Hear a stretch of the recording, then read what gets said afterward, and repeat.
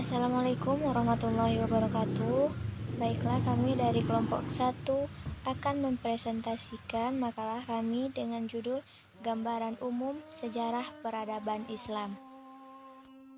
Dengan dosen pengampu Ibu Nur Fitria Dewi, S.Hum MA, dan kami dari kelompok 4 yang beranggotakan Jefrizal dengan NIM 1221018, Latifah Hanum dengan NIM 1221033, dan saya sendiri Renanta dengan NIM 1221025. Baiklah, kita akan masuk kepada pembacaan materi yang pertama, yaitu A. Sejarah. Pengertian.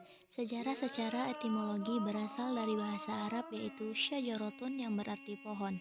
Menurut bahasa Inggris, kata sejarah berasal dari kata history yang berarti masa lalu.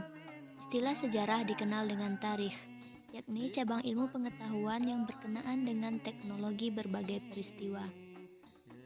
Dari definisi di atas dapat disimpulkan bahwa sejarah adalah kronologi peristiwa atau kejadian masa lampau yang pernah dan benar-benar terjadi. Sedangkan menurut para ahli, sejarah mengandung beberapa pengertian. Menurut Jibeng, sejarah adalah semua kejadian atau peristiwa masa lalu, sejarah untuk memahami perilaku masa lalu, masa sekarang, dan masa yang akan datang. Yang kedua, menurut Robin Winks, sejarah adalah studi tentang manusia dalam kehidupan masyarakat. Menurut Leopold Wondreng, sejarah adalah peristiwa yang terjadi. Yang keempat, menurut Sir Charles Firth, sejarah adalah merekam kehidupan manusia, perubahan yang terus-menerus, merekam ide-ide, dan merekam kondisi-kondisi material yang telah membantu atau merintangi perkembangannya.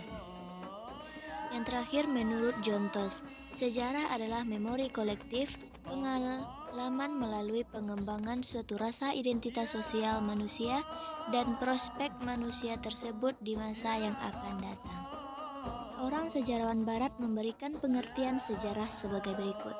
Sejarah ialah suatu ilmu pengetahuan yang berusaha untuk melukiskan dan menjelaskan fenomena kehidupan sepanjang terjadinya perubahan karena terjadinya hubungan antar manusia dengan masyarakat.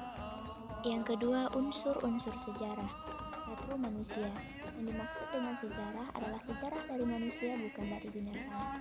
Sejarah tidak akan membahas mengenai sejarah binatang kecuali apabila keberadaan binatang tersebut berpengaruh atau mempengaruhi kehidupan manusia, maka akan masuk dalam kajian sejarah.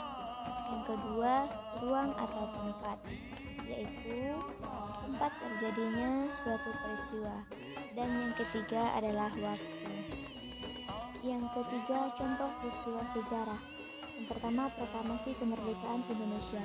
Proklamasi Kemerdekaan Indonesia merupakan peristiwa penting yang menandai kebebasan bangsa Indonesia dari penjajah, di mana ditandai dibacakannya naskah proklamasi oleh Insinyur Soekarno pada tanggal 17 Agustus 1945 dan ditandatangani oleh Soekarno-Hatta, sehingga setelah pembacaan tersebut Indonesia menjadi negara yang merdeka. Yang kedua, peristiwa Rengas Dengklok. Peristiwa Rengas Dengklok merupakan sebuah peristiwa penculikan Insinyur Soekarno dan Muhammad Hatta yang dilakukan oleh golongan muda sebelum peristiwa proklamasi kemerdekaan Indonesia. Para pemuda mendesak agar kemerdekaan Indonesia segera dilakukan. Yang bagian B, peradaban. Yang pertama, pengertian. Kata peradaban adalah terjemah dari kata bahasa Arab al-hadarah dan juga diterjemahkan ke dalam bahasa Indonesia dengan kebudayaan. Peradaban sering juga dipakai untuk menyebut suatu kebudayaan yang mempunyai sistem teknologi, seni bangunan, seni rupa, seni kenegaraan, dan ilmu pengetahuan. Pengertian peradaban secara umum adalah bagian dari kebudayaan, sedangkan dalam bahasa Belanda disebut Wetgeving, dalam bahasa Inggris disebut Civilisation, yang berasal dari bahasa Latin yang berarti sipil, penduduk, atau kota.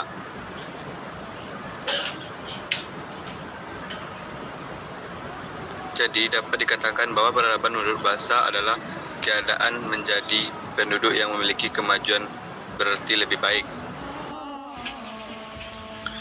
Peradaban mengandung beberapa pengertian lain, yaitu yang pertama, menurut Albion Smale, peradaban adalah kemampuan manusia dalam mengendalikan dorongan dasar kemanusiaannya untuk meningkatkan kualitas hidupnya.